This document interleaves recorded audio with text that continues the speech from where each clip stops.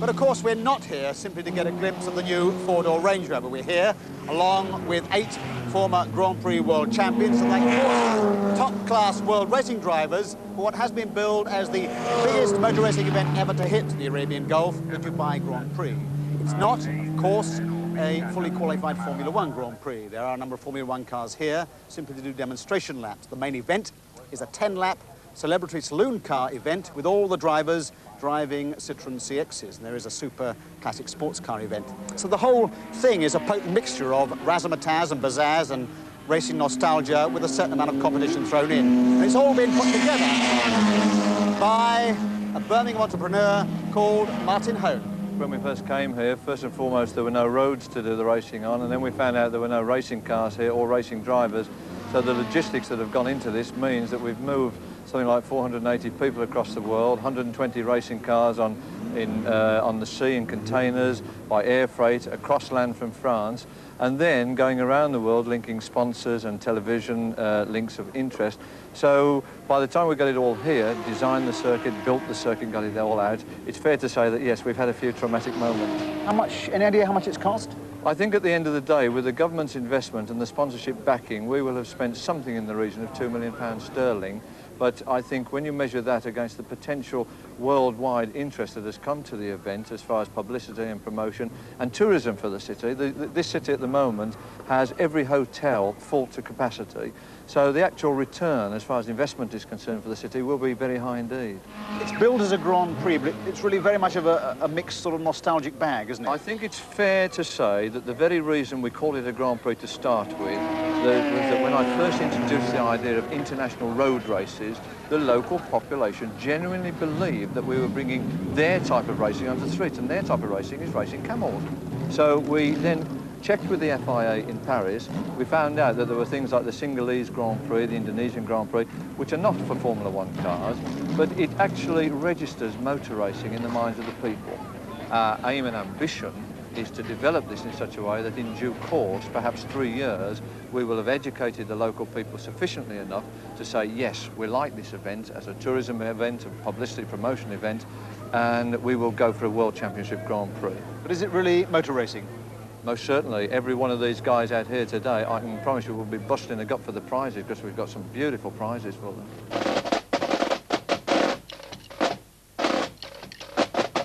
Here comes the parade, led by the Aston Martin Citroens.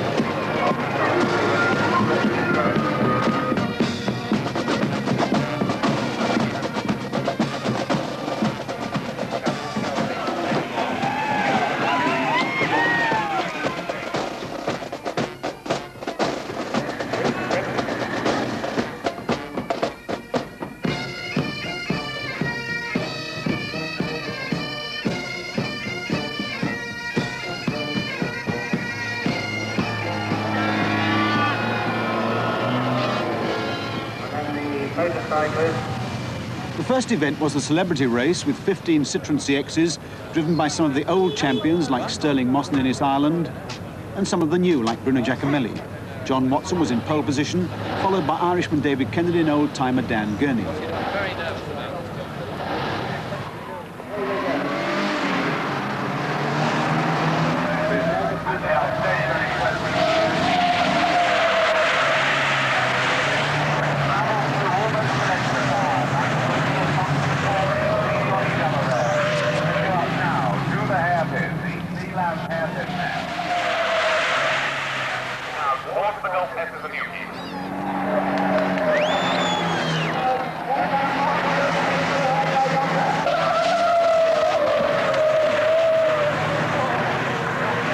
Right from the start, it was almost like stock car racing with bent cars and bits of wreckage all over the track.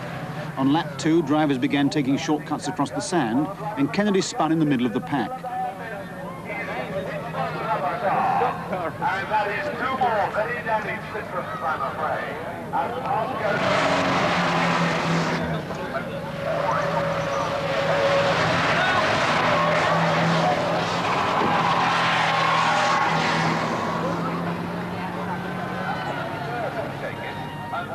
Lap 3, and Roy Salvadori lost it on Paddock Bend and ricocheted right across the track. A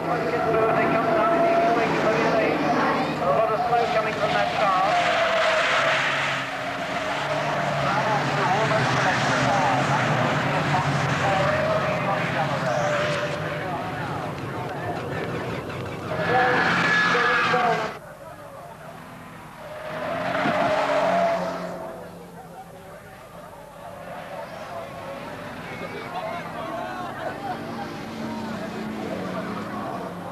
Only 6 cars made it to the finishing line, with Giacomelli comfortably ahead of Mark Suter and David Kennedy, with Dan Gurney's battered car limping along behind.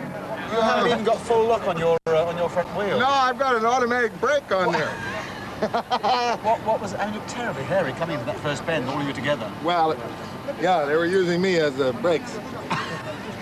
What about this ploy of yours of actually leaving the track and going across the sand? I mean, Well, I was forced to do it. Yeah? You mean for Once survival? in the beginning, it looked as though no one was going to finish. Yeah. So I figured, well, that requires a different technique. Yeah, you've got it. No, I mean, look at my poor car. Yeah, well, look at mine. I mean, what, I go back into the guy? No. What? When you came I in backed into him. When you I got hit 18 times. When you all came in that first bend, I mean, it looked so hairy. When you all came in that first bend, all right. It was 16 cars together. Yeah, well, it was back here. There were guys arriving 20 miles an hour faster than they could ever make the turn, hoping to bang off of somebody else. Ruin the whole thing. Well, it was unbelievable. The thing about it, I think Jack Brabham's used to driving in the desert. You know, he was very good on the sand. But I mean, that bottom end, that bottom corner, as you're all Unbelievable, yeah. Well, the thing is, the only way to overtake people was to take to the sand dunes. Well, once one or two started, everybody had to follow suit. Otherwise, you lost 3 places, you know. Did you get shot at all? I mean, Well, no, Kennedy sort of outbraked me down here, and so he took the side. And then I think we had a schmozzle when somebody spun on the first lap, and everybody went in the back of each other. It was an inevitable thing, you know, like a Piccadilly Circus type stuff. What happened was I was right up in the front, and I felt I could easily win in the first 3. But what happened was I got a tap from the rear by a nameless driver, spun the car around, and I just faced the whole pack. And I thought, this is apocalypse now. And I tell you, one after the other just stuck their car into the side of mine, so it's complete rag order. So I said, well, what have I got to lose? I've started last. I might as well go like the proverbial bat out of hell. I had an unfortunate thing where the cars in front of me suddenly stopped and one hit me in the back. Yes. And it bent the front insufficiently to break an electrical connection, so of course the engine would turn but not start. So therefore I had a bad race. I was shunted into the ones in front actually, and it was at the very early on, and one of those unfortunate things that happens. But my car, I must say, after the problem we had in practice, was feeling very good. what do you think of Dan Gurney's ploy of actually cutting the track short by going across the Quite sand? frankly, I think it's disgraceful. I must be honest. Yes, I think that At the end, everybody was doing it's it. fun.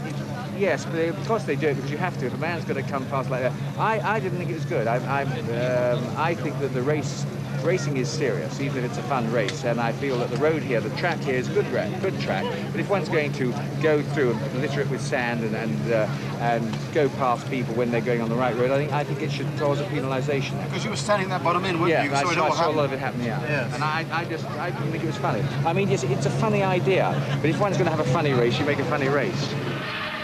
I'm coming up towards me now, very, very quickly indeed. Traffic's always changes now.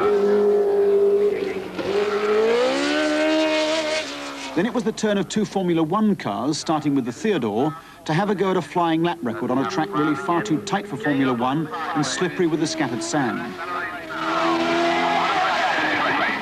On the day, John Watson's new McLaren was considerably faster than the Theodore, averaging just over 90 miles an hour. Followed by the first public appearance of the Aston Martin Mignon, driven by Derek Bell, £500,000 worth of car with over 550 horsepower, aimed at the 1982 Le Mans. And then the race that many of the crowd had come to see, 15 top-class international sports car drivers who'd really burned up the track during practice the day before.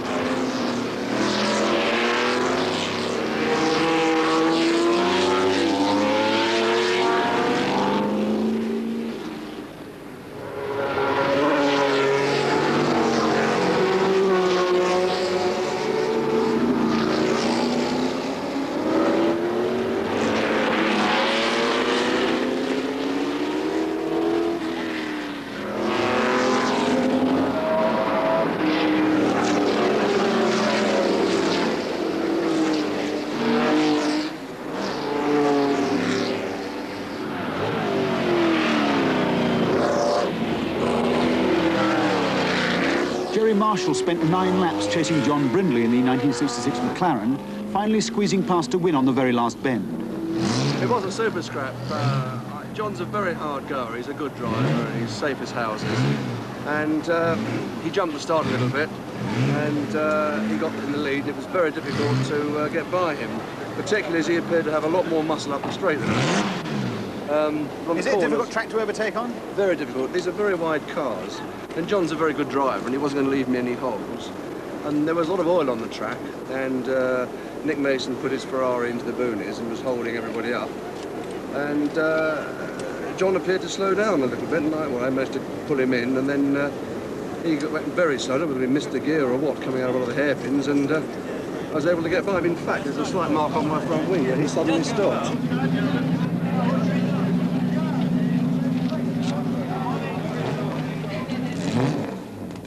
Well, there it is, Dubai Grand Prix Day, all over by the champagne and the prize giving. Certainly a historic day for Dubai, but a marvellous jamboree of motor racing for anybody, with the cream of the world's drivers having a go. And if all that bumping and boring and general mayhem in the celebrity car race proved anything, it surely was that there was no absence of competition.